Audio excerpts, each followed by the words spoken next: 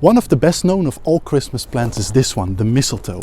And an interesting fact about the mistletoe is that it's a hemi-parasite. This means that it lives inside a tree and it's basically sucking all the juices of this apple tree.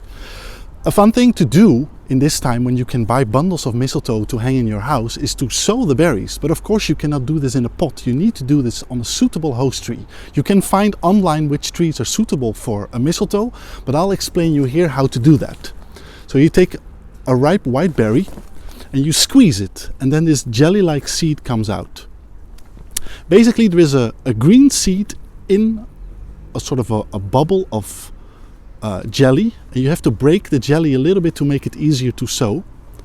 And when you've done that, it looks like this. So what you take is you take a stick. Usually best is about a finger thick. This one is a little bit thinner, but it's just to show you how it works. And you just glue the seed on it. And it's important that you do this on a dry day, because any rain will wash the seed off.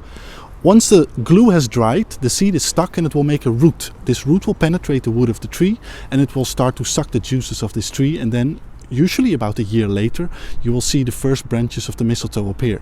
In the winter garden we grow another mistletoe species which is really remarkable, and we're going to have a look there.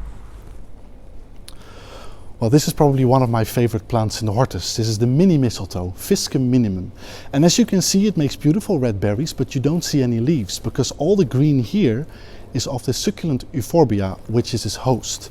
And this mistletoe is different because it lives internally in the host. When you plant one seed, it will make a network of little threads, and these threads will pop out all over the plant, making little flower spikes which will eventually turn into berries. As you can see, the berries are bright red, which means that they are probably eaten by birds, which is in this case true.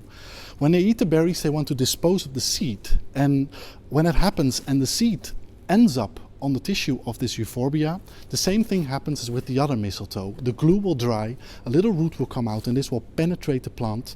But the difference is that this mistletoe doesn't make a bushy plant. Instead it makes an internal network of little threads. And this you can see if you look close up the plant. Here is one single mistletoe, but this network makes it happen that all over the stem of this euphorbia, little twigs of the mistletoe come out, and they will flower, and eventually they will make these berries. It's quite a remarkable plant, a little bit scary even, but the plant is not too much harmed, which is very important for the mistletoe, because if this mistletoe would kill its host, it would also kill itself. So instead, it's just a pretty plant, and the only way to make this beautiful euphorbia produce Christmas red berries.